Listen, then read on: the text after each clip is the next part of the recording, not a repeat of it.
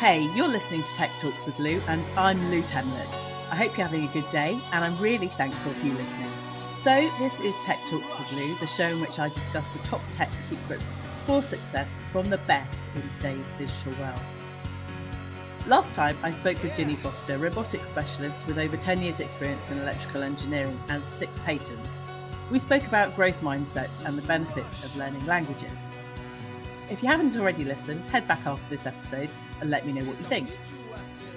My guest today is Jeremy Jez Inson, an international multi-platform sports journalist. Welcome, Jeremy. Hello, Lou. Good to be here. Thank you so much.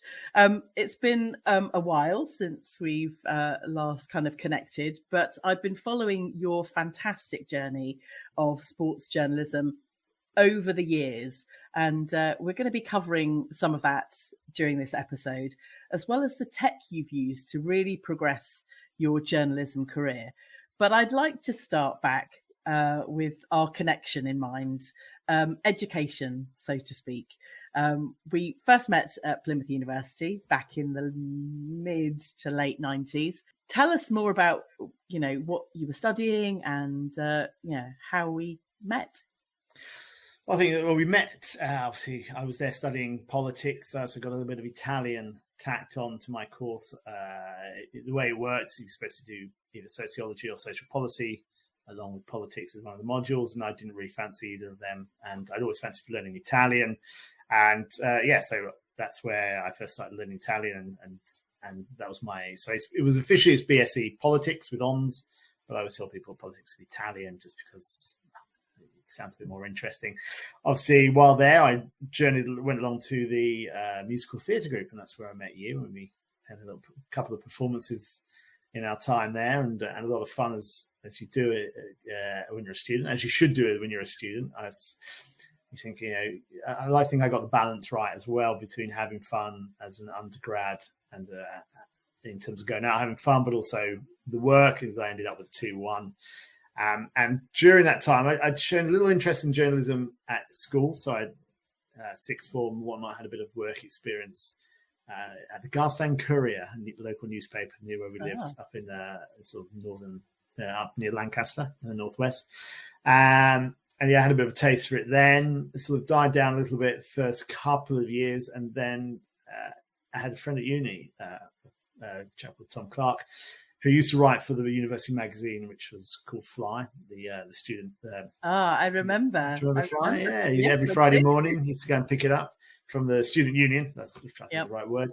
He wrote for them, and he was going out with them on a sort of freebie night out. Covered, they got a local bar. They said, "We'll come, treat us well. We'll write nice things about you for the magazine." I said, "Oh, that'd be good. When are we going?" He said, "No, it's only for people who write for the magazine." So I said, "Well, I'll get writing for the magazine." And the France World Cup, the Football World Cup in 1998 in France was coming up. So I started doing a bit about that. And in my final year, had a regular page about sport and university sport and what have you. But I also picked up a bit of work experience at the local ITV channel, which for the life of me I can't remember what it was called. The Southwest, I think just ITV Southwest. It wasn't Meridian or something Meridian, like that. I think it was Meridian Southwest, and it was Meridian South. I think it was the one around the Solent, and Meridian Southwest. That's right, down there. And that was a good week, and a little bit of I think so. Again, bit of radio, bit of local news. I just get a taste of it. And so while doing that, there was an advert in the Guardian media section at some point say be a reporter at the Sydney Olympics in 2000. So I graduated in 1999, that summer. And the February after, so I went through the application, found out about it. The University of Technology, Sydney, which is fairly central in Sydney. And of course, it was the Sydney Olympics in 2000. And looked into it, found out the costs, compared it to the costs of courses, similar courses in the UK, and it was actually quite a bit cheaper for a year course. I was there, studied a postgraduate diploma in journalism. Went over there in February, had a wonderful year living in Sydney, traveling a bit of Australia, working at the Sydney Olympics. And yeah, and then came back, and that's sort of where it took off. I was involved with the news service, which is an in-house agency which helps provide quotes and news and reviews and all sorts of things that help written journalists in particular, but journalists across the board. I stayed in touch with them, and yeah, sort of the international side of it I liked, the travel side of it I enjoyed. Yeah. So I made sure I stayed in touch with the people I was working with there when I came back, which was February 2001. That, it sounds like an incredible journey from your, the student years, and then landing that Sydney Olympics job literally on graduation. It must have felt like quite an achievement, even in the early days for you. Yeah, I mean, it was definitely times, sort of the usual postgraduate struggle to get a bit of work. It was with knowing I was going away within a few months. So it was bar work or temping for those few months. Yep. And then suddenly you're the other side of the world, you're counting down. I got involved with their biography project, which they provided a biography pretty much on every athlete, wow. and a male, female, and horses who would be competing in Sydney. And again, that was put forward to the across the media for them to use. The big one in Sydney, I don't remember him, Eric the Eel, the Equatorial Guinea swimmer who caught the imagination. No one really knew a lot about him. I don't know how much information the system had on him, but he was one of the ones who was hit fairly quickly just to find out more about him. And then there were times in Sydney covering it, and it's 22 years now. I know, it seems incredible. It's ridiculous. I was actually looking at some photos of it the other day. Where did it all go? And and it was just a really great experience. And the good thing was there were a lot of people in a similar boat to me. The university where I was studying was actually one block over from the organising committee headquarters. So you would go in, do a little bit of research and what have you. You'd be going out to matches and events in the build-up and the test events before the actual Olympics start, and of course when it all starts, it was for, I think it was 24 at the time, and so it was event of a lifetime, something you sort of dreamed about. And it was strange, the two previous Olympics, Barcelona in '92, Atlanta in '96, I hadn't actually watched a lot of because I was abroad, not because I wouldn't have. I think if I'd been in the UK, I would have been an avid viewer. But and then suddenly I was there. I was covering beach volleyball initially in Bondi Beach, which was great fun. But also got into some hockey, some boxing across the board. And it was just great 2 and a bit weeks. And set me up and met some really useful people who I'm still in touch with and still working with to this day. Yeah. I remember the kind of buzz around you going and kind of seeing your journey. It was incredible for someone that, we kind of hung out with and studied and, did all sorts of things. I mean, I'm so interested in the journalism side of things and your love of, traveling and language and sport. You've kind of brought everything together. But I kind of want to go back to, some of the performance stuff. We met on stage, didn't we, Jez? We did. Best little whorehouse in Texas. Yeah, the cat's out the bag now, Jez. That's it. It's all right. Let the people know. There's no secrets. It was a great experience. I kind of been involved with performing arts when I was a bit younger. But one of the things I did do that I really envy your position.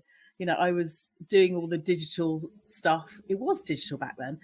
Programs, press releases. So all of those things. Whilst acting on stage, I was still wanting to get into the back end of the system, so to speak, and the production side of things. So I've always had a bit of a desire for that, and obviously producing my podcast now, it's kind of bringing all of those things together, and with social media, and it's just a really great space to be. But I want to invite you to talk a bit more about the journalism and how your journey has kind of worked out over the years. And we spoke a bit offline about storytelling. That's very much in the listening space at the moment. People talk a lot about storytelling. So maybe you can share with my listeners, the connection with journalism and storytelling. Well, yeah, I mean, journalism is storytelling. It's fact. You hope they're fact, verifiable facts. But yeah, you're telling a story. how it works out. Every story, has a beginning, middle, and end, as you're sort of taught in English when you're first starting it, probably back at year 4, year 5, when you start writing stories, the beginning, middle, and end, who the characters are.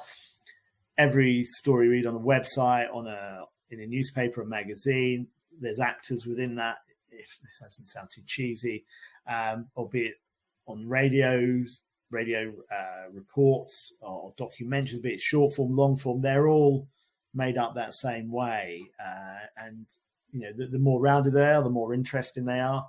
And it goes back. It's again, it is quite a cheesy thing in the sense that people have always told stories. You go back, you see cave paintings from centuries and centuries, millennia ago. People have always told stories. You've got the town crier telling people what happened in the days before the population were far more educated. You had Bible stories on churches, sort of in the engravings and showing sort of the fallen being sent to hell and the good going up to heaven. They're very simple stories that some would probably argue with reason that they were slightly skewed to a certain point of view, but they were still stories. What happened, why they were happening, who they were happening to. There's always those 6 W's: the who, what, when, where, how, and why, which go to any story worth its salt. And it doesn't really matter what the medium is. They're always there, and they all have those things in common. Whether again it's on television, it's on radio, newspapers, magazines, online, and they're there, and they're the common theme which runs through it. And I don't know, just always seem to have liked storytelling. Sort of people yarning in the pub, telling a story, sharing their views. So I think that's one thing that's always been there, and it's something I picked up and enjoyed, and still doing it, I suppose. Yes, I get asked a lot these days to tell stories to my children, about things that have happened, positive, really heartwarming stories. And I'm, it's not my natural go-to, but it's really making me have to, seek out, positive memories and bring things together to, really create that feeling and emotion in the narrative that I'm sharing. And there's always lots to learn. We both have children. I'm sure there's always things apart from not having too much sleep occasionally. But any of you that are parents, the storytelling goes right from childhood, and it's wonderful to hear children asking to be told stories intuitively. They want to hear about these things. It's true. I think also it's a way of, we've always had it. I think it's also the way you do it. If you look at it from my point of view, predominantly sport now, when it was lockdown, it wasn't a great deal to do. She wasn't even 1 at the time, our eldest, and you put her down to sleep, and most of the time I would have a sleep as well, but probably not as long. And so there would be a lot of sport documentaries on the TV, and I always say a good sport documentary isn't always about sports. It's a spot in time. There's a social element. There's always a social element to it. There's always a political element to it. There's just so many factors in it. If it was just about sport, it would probably be a little bit dull, to be honest.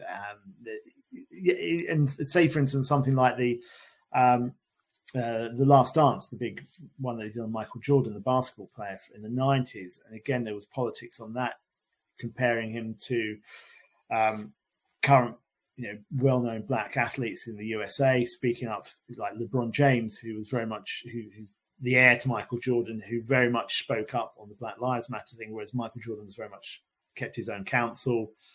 And the fact that he was getting ridiculous amount of money and his teammates weren't, and how that sort of whole demographic played out. So I think that goes into it. And but the storytelling, kids want to learn story. We tell stories to children. They want to learn. A good way to educate and inform all of those values, around any kind of broadcasting organisation. You're listening to Tech Talks with Lou, and I'm Lou Temlett. And today I'm talking with Jeremy Jez Inson, and international multi-platform sports journalist. So, Jez, you've had experience with football and Olympics, all sorts of sporting events. Tell me a bit more about that. Yeah, as I said, I think the bug bit me quite quickly after Sydney. There was, I stayed till February. There was another one, Youth Olympics, which was in Sydney as well. As you can imagine, they had quite a lot of equipment left over from the various sports, and they thought, well, we'll put it to use while everyone's still in the mood and not counting the cost as they often do a couple of years on. As I say, I stayed in touch with my boss, who was a guy called Steve Detry, who former journalist for Australian Associated Press. He went up and set up sort of a news service company with a Dutch sports data company, who at the time were called Infrastrada. They call Grace Note these days, dealing with the biographies, but also providing news services. So I always stayed in touch with him. And 2 years on, give or take, from my first Olympics, went and worked to my first Football World Cup, which was in Korea. So again, it was a sport I've loved. A sports event I've always watched, always loved, and in a country I've never been to before. And I would probably say, hand on heart, I think because of I hadn't travelled as much at that age. I was 22 in Sydney. I was 24 in Korea. Just that sort of culture shock when you first go somewhere. That was probably the last time I really, really felt it. And it was brilliant 4 weeks in Korea. Absolutely amazing place. One of the colleagues in Sydney was working for the Japanese organisers, and been asked to bring in some English-speaking journalists to help out with their output. So they brought in Steve and some others, and 3 of us contacted Steve, and he said, "Look, we need some more experienced people, a few longer in the tooth journalists, but contact the Korea and see what happens there." And so we did that. And 2 of them flew from Australia. I flew in from Heathrow, and we were there in a very small box. It was called a studio flat, so it was one room flat. 3 of us in there. They got there first, so they got the 2 double beds. I was, as the youngest one as well, I was put on the single bed. A bit like some student digs then. It really was. It really was. And we learned quickly, don't wash the clothes late at night, because the spin cycle kicks in while you're trying to get your head down. But it's brilliant. And you've been up to things like the demilitarized zone. Saw a lot of interesting things, and it's gone from there. So and that was the first of 3. I was in Russia 4 years ago, and I'm off to Qatar on Saturday, on the 12th of November, to work for for Russia and for Qatar. I've been working for the host broadcast services, which is basically all the pictures you see on TV of football matches, and some of the reports and whatnot. They are all produced by they're official partners of FIFA, the World Football Federation, so we are 4 years ago, when both of them was working on the digital side. So 4 years ago, I was looking after the social media output, all those little clips that you saw on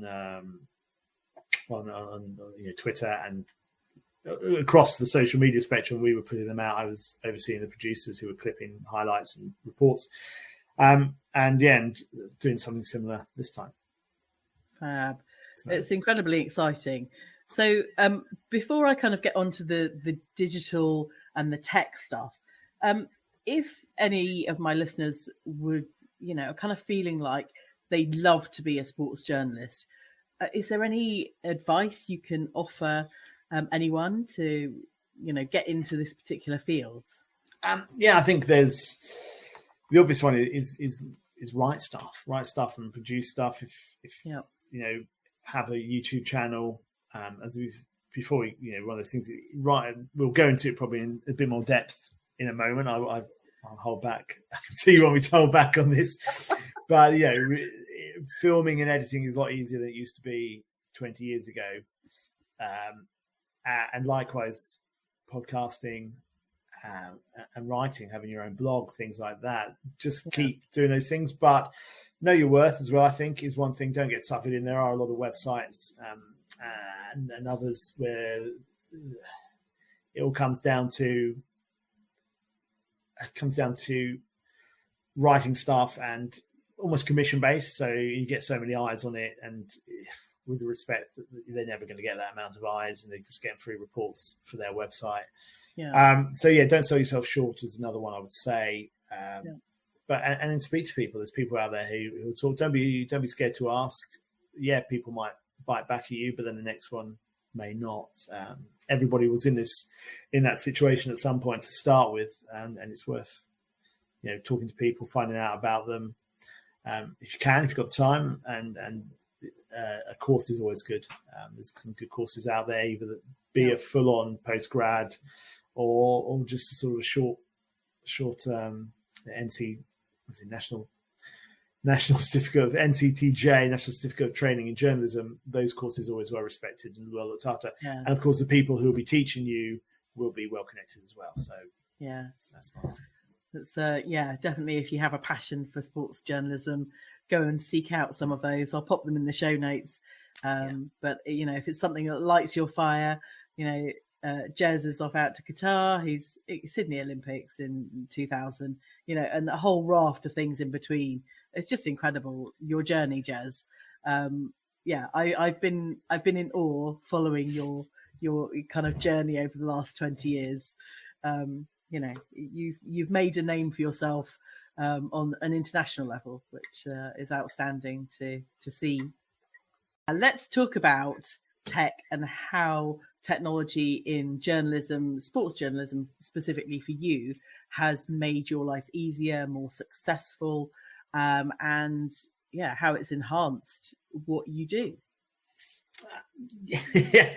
I think speed is probably the big thing in terms of everyone wants the news, everyone wants the latest thing now, basically, or as soon as possible. Sort of years gone by, they used to talk about sending in, sort of the bigger files, TV. If you're looking at TV, sending it down the tube. We didn't have. The internet was in the early days. Things took longer to get from one to the other. Now you load it onto your FTP from your laptop where you've been editing, and it's there hopefully within half an hour or so, depending on how big the file is. That speed of delivery and speed of getting it from where you filmed it and where you've edited it to where it's going to be broadcast. Obviously, the same for audio. Audio, you're working with smaller files, so that speed is.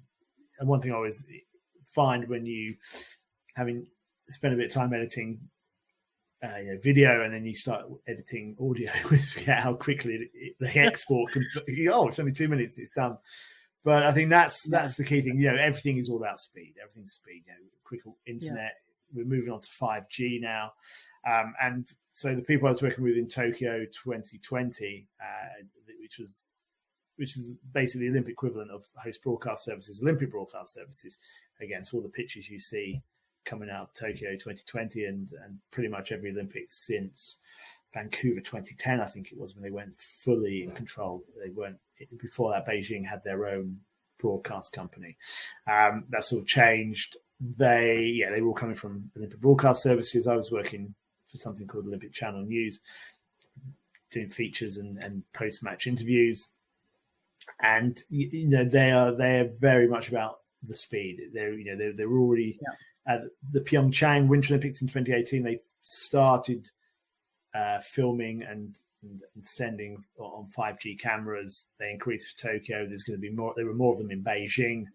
There will be more again for Paris in 2024. So that's so you've got cameras filming and they're sending the footage back while they're filming. And that's how that was in there. For the work I'll be doing in Qatar, I'm looking after a team of reporters who, if you ever see at the end of football matches, pretty much, especially the big football matches, there's usually one of the media team staff following the players around with a mobile phone, again, to upload things to their social media channels and their digital channels. And each team in the World Cup will have someone following them, and they'll be there with the team on match days. They'll be there on the team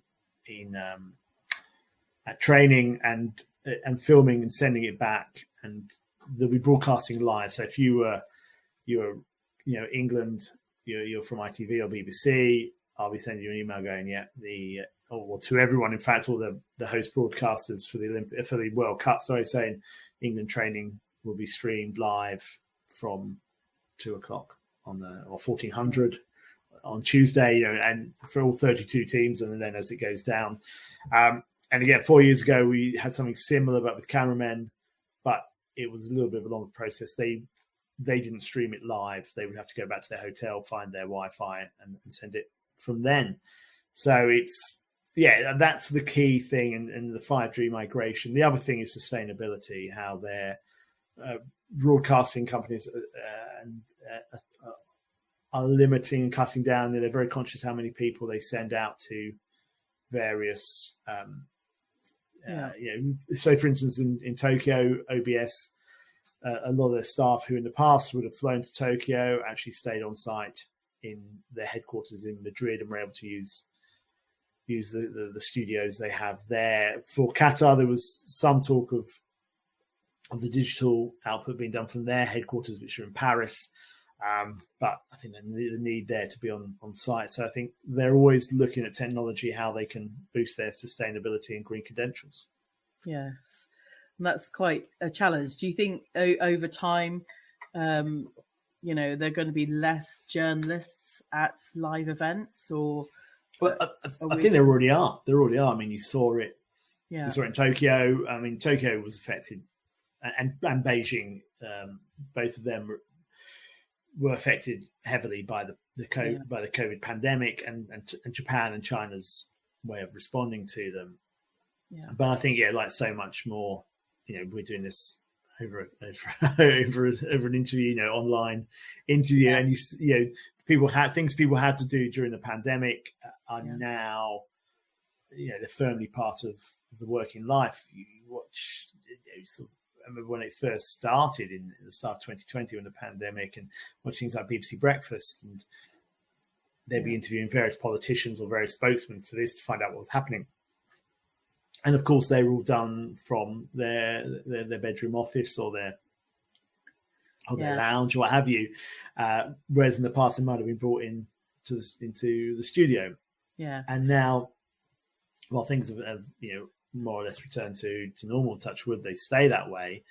You're still seeing them carrying on with these interviews and listen to other podcasts. They've carried on using it, and again, it makes sense. That sort of remote, those policies of remote working greatly enhance. People don't have to travel. People aren't driving. It's sort of at a micro level. It's not a huge level. It's not like certain countries turning off power stations. The impact, it is a little drop in the ocean. Yeah. In terms of global warming, but it all adds up and makes things easier. So I think, you're already seeing it. Let's say Tokyo and Beijing, so much of it was done. BBC have got a brand new studio up in Manchester.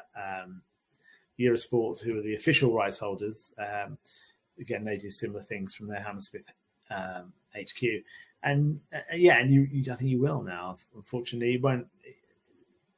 Just the nature of the business, and they don't have to. But I think for the top ones, the very top, the Olympics, there will always be someone out there. You won't unfortunately have Dan Walker talking to a hen party on Copacabana as you did in Rio 2016. You did, and various other things that you get in these events. But it's just the nature of the beast. It's the same. They're not exempt in the way that any other company is. Yes, it feels quite wholesome, the fact that technology is now the driver in so many things. There are kind of pros and cons with all of it, but to have the sustainability and the accessibility using technology, it's just, for me, it feels like it's kind of normalizing and making all of this stuff and the content more accessible to everybody. The kit that you use, anyone can kind of pick up and buy potentially.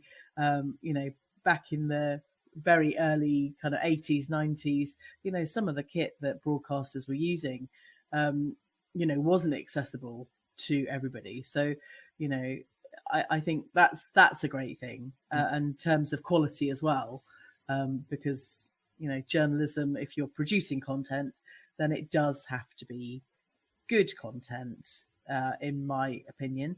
The sound quality, the visual, all of those things aid in understanding a message or a story.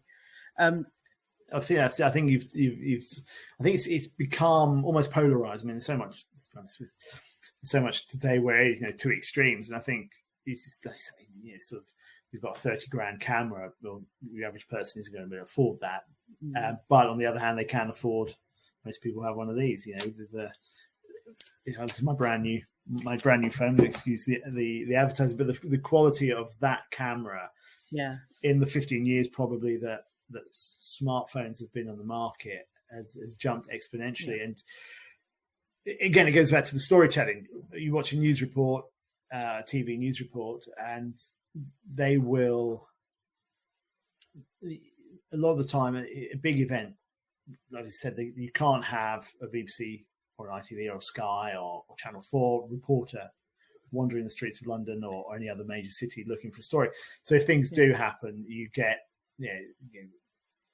quite often the first image is taken from what someone's posted to social media. People have filmed it on their mobile phone and then posted it to their social media channels. And most broadcasters nowadays have someone who is, not called a fixer or a finder, but someone there whose responsibility is getting hold of the person who put this on social media, and getting permission and rights, and if it's whoever the person who's done the filming, hopefully it'll be a good payday for them.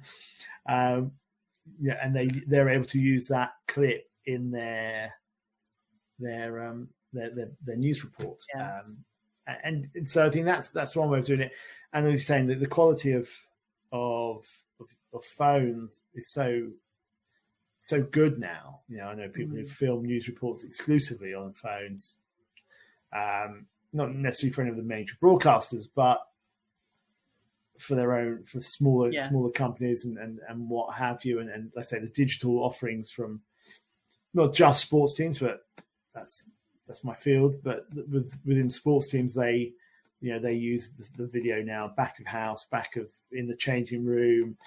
And I think because of that, the stuff with the $30,000 cameras, that you've now got sort of, I think also for the public, they're not as fussed about what they see or how they see it, but when they see it. I think there's that the news cycle turns around so quickly. It doesn't really matter if it's the best footage, the best or not. It's just the footage of something that's happened. And people have seen it, go, right, I've seen a bit of that. They move on to the next thing and the next thing. They haven't got time to go, well, I'll wait till in the days, when we were growing up with the 6 o'clock news, there's probably a lunchtime news and the 10 o'clock news. Well, we don't have that anymore. We have rolling 24 news channels, and that's kind of mine's a wild drive. And it's it's where the phrase content comes in, because it does almost trivialize what's being watched and what's been shown. It's like, right, next thing to watch. Go, hang on, this is quite a serious news report, which we should be focusing on rather than thinking about what's next. And so, because it's so much easier and there's so many more channels, and if you have that $30,000 camera and you're filming, you've got to go. You need a big bank of laptops and a big editorial system, and it is that you sort of see the lines on the editing package with the different voices, and I sort of saw one the other day, and it's sort of 20 deep with the different sounds and different noises and different angles. Whereas that quick turnaround, someone's filming something and editing, that's the breakthrough, is you can film, you can edit, you can voice, and you can upload on one device. You don't have to have whereas days gone by, you had a camera, you needed a laptop, your Wi-Fi connection. Now you can do it on your mobile, entirely on your mobile phone or your tablet, and it's up there on your YouTube channel or wherever you want to put it, and then out there on your social media channels. So it's all sped up in that regard, and it just sounds like less cables to me, Jez. Exactly, they're never bad cables. It's like getting confused where these cables go. It's one device. It's less. It's more streamlined. It's more efficient, which is a great place to be. Who knows where the future is kind of heading with all of these things. You're listening to Tech Talks with Lou, and I'm Lou Temlett. And today I'm talking with Jeremy Jez Inson, an international multi-platform sports journalist. Yeah, so you're out to Qatar, and can you allude to a bit more about what you're up to? Yeah, well, mine will be basically based in the office. And I said I'll be managing a team of digital reporters, bright young things who put us all to shame with their technological knowledge and how to use it and what to do.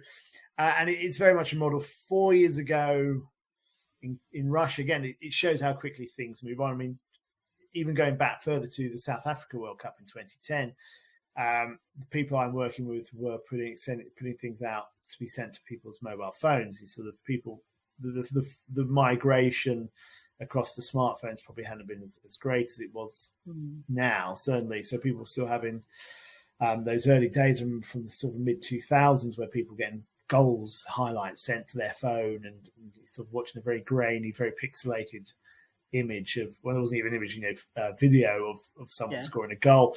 I think things have moved on by 2010, and that was, and then so over the time, it's like most people now watch it on social media. I mean, so much sport is watched on social media, be it the highlights, mainly the highlights. People aren't paying as much attention to a full 90-minute match. There's other things going on while they're there,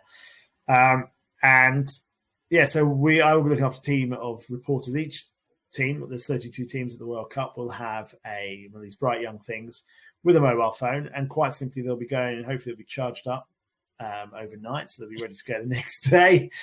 Though if you were there covering England, for instance, or Wales, or any of the 32, you'd be on match day. You'd be there when the team's coming in. That particular team is coming into the stadium.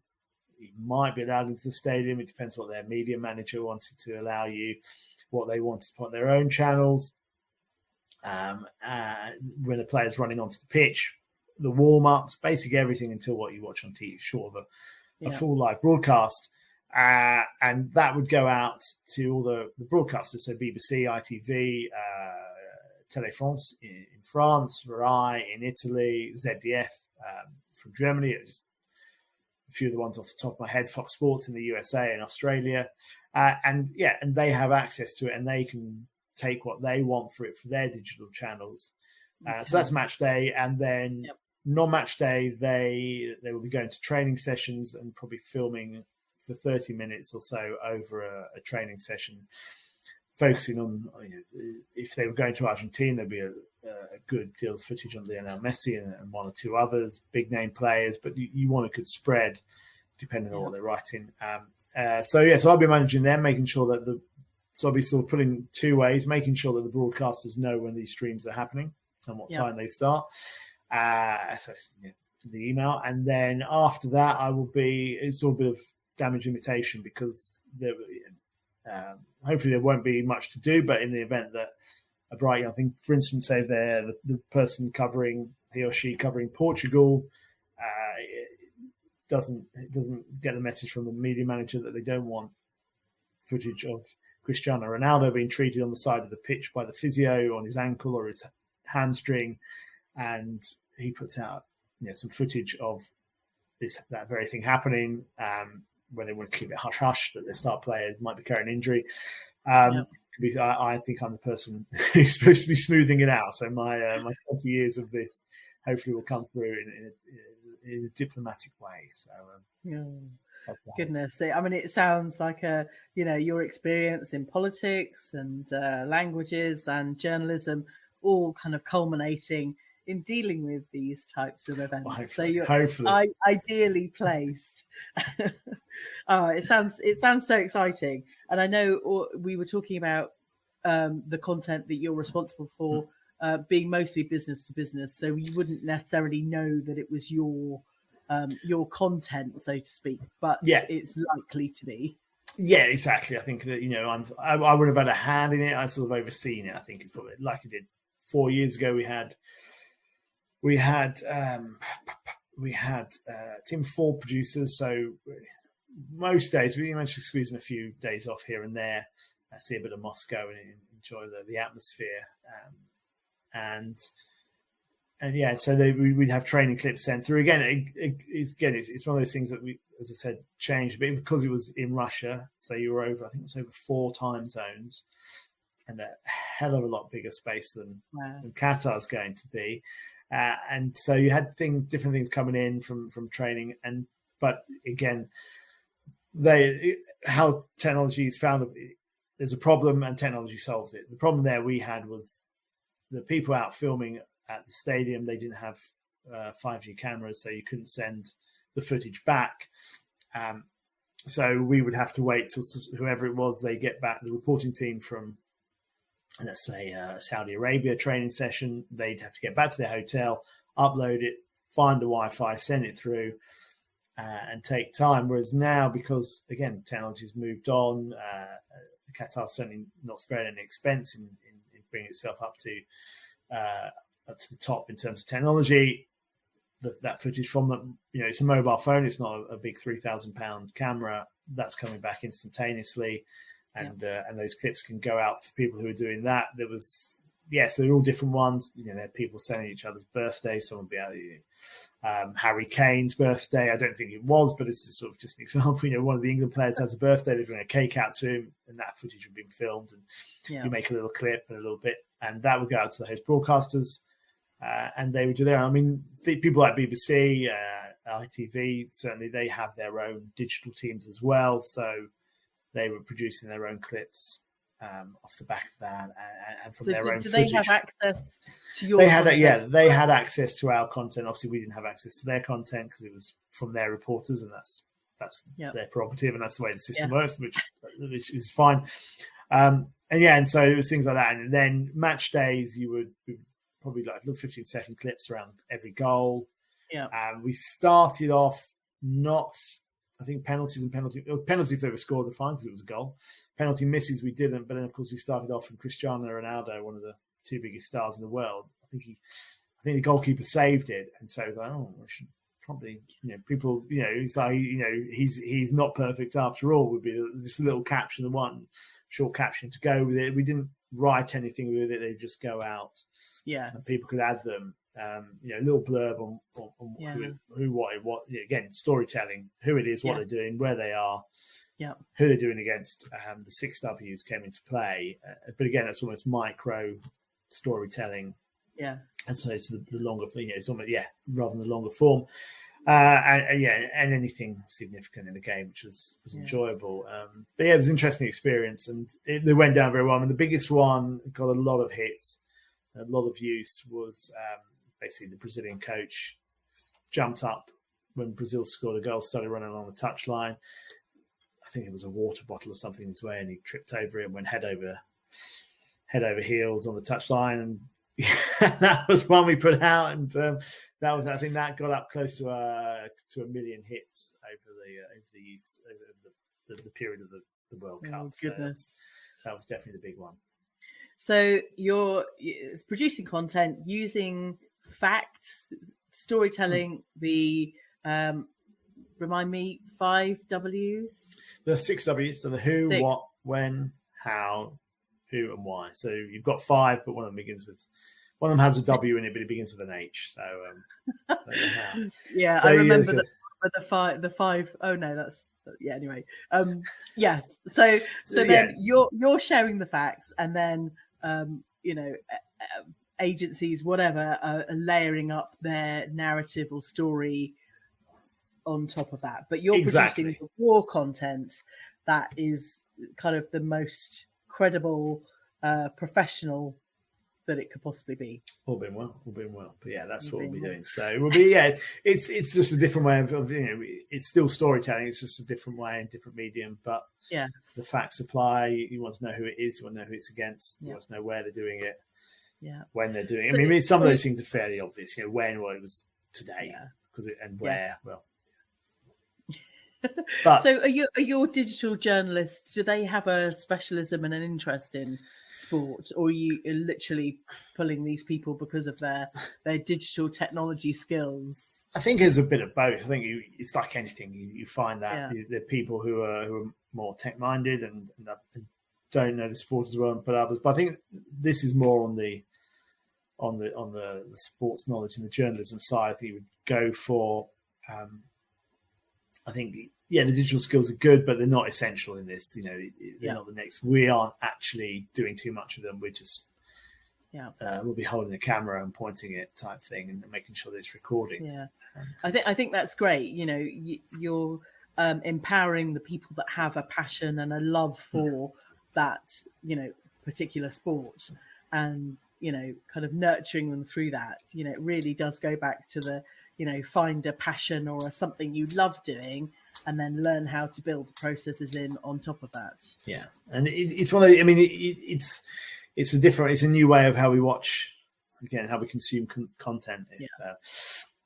You think my first Olympics, and probably the same as the World Cup, Mexico '86 and Los Angeles 1984. They were on one channel. We watched the match. Then I wasn't old enough to stay up and watch the highlights, the match of the day type highlights in 1986. I was in bed by then, and they were all on one channel. BBC had one channel. They might have maybe two for the Olympics. Then they might have had the athletics on in the evening, but everything else happening on BBC Two. And it's the way that technology's changed that you had. So if I think of the Olympics, I've been to every Summer Olympics since Sydney, and Sydney was still very much that old model. The websites and broadband hadn't really been wasn't as commonplace as it is now. So you weren't watching online. You had the very beginnings of digital, in terms of digital channels on your TV. But I think it was about 2004, 2005 when the digital switch started. So yes, I think you might have had one or two. So you think, Sydney, watching over here, Sydney really watched on BBC One, BBC Two. That would have been a lot. Athens, I think it was a bit more on the website because it was internet speeds were getting up. Then by 2008, you had that full the digital switch over. Things like you had BBC Three, BBC Four, and they had a couple of extra channels to show that. Then, of course, you have the whole jump into where was next? London 2012, of course, London 2012, where every BBC had a channel for every sport. They had 30 odd channels for it.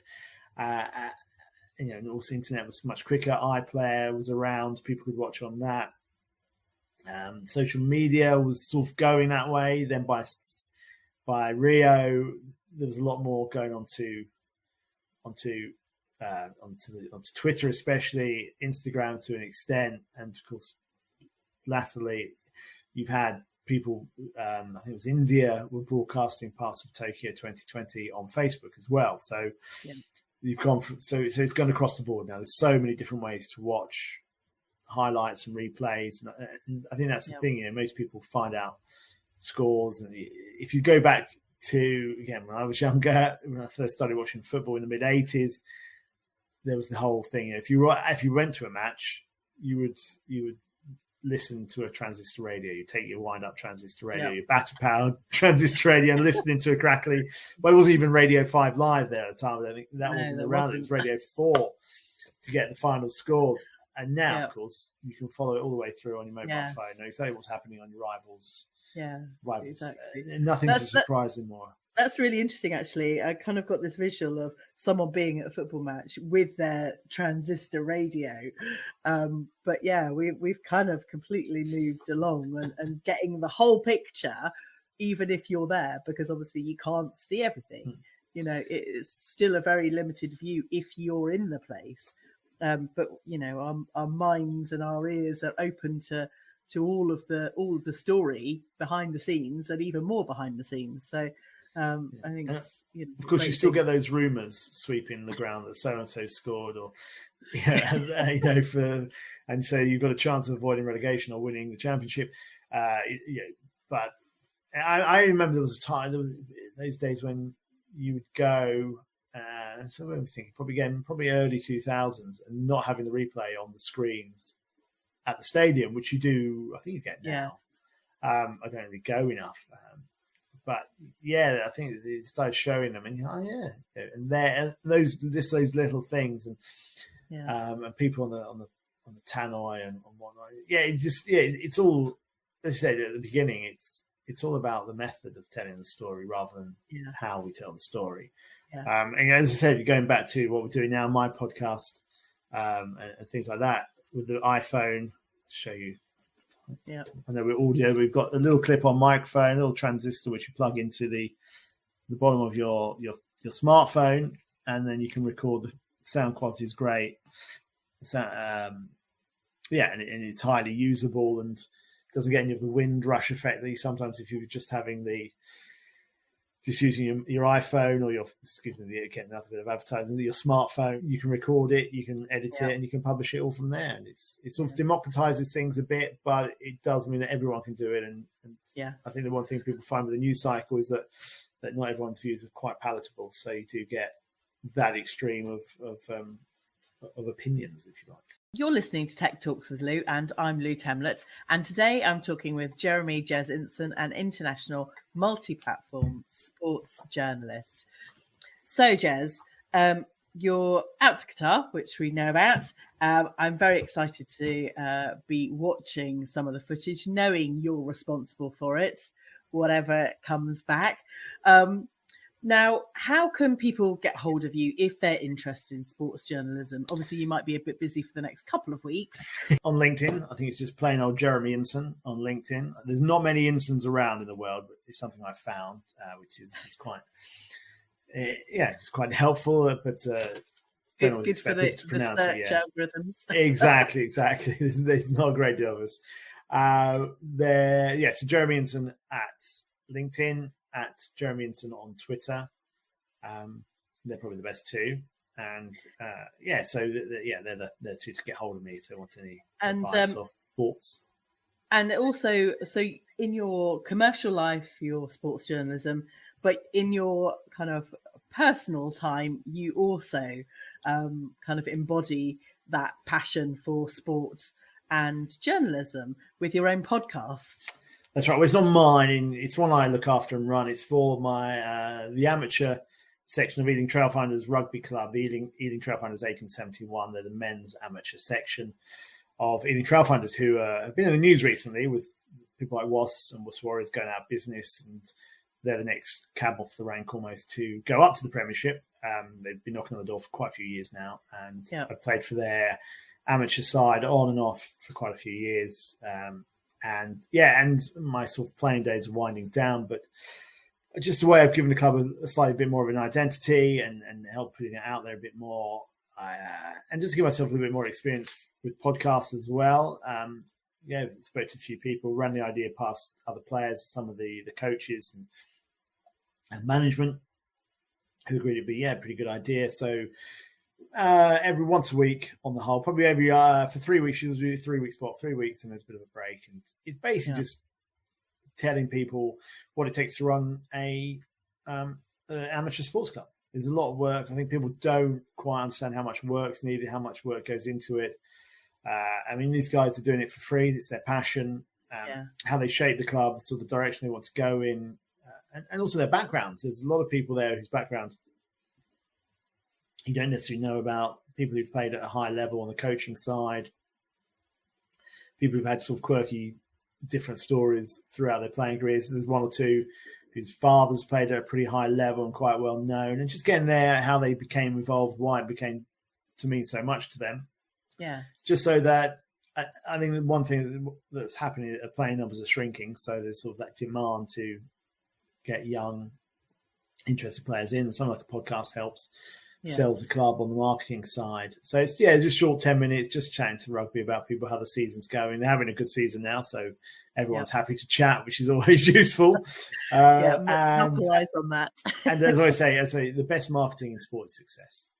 Jez, it's been absolutely incredible chatting with you. It's been, I don't know how many years since we've connected, but it feels like it was last week that we last spoke. So I'm really grateful for you giving up some time before you head off. And it's been great to connect and listen to the rest of your journey that you've experienced over the last 20 years. Well, thank you for having me. It's been great to talk, and we'll see you again soon. Absolutely. Take care. Thanks, Lou. Bye. I hope you've enjoyed this episode as much as I have recording it.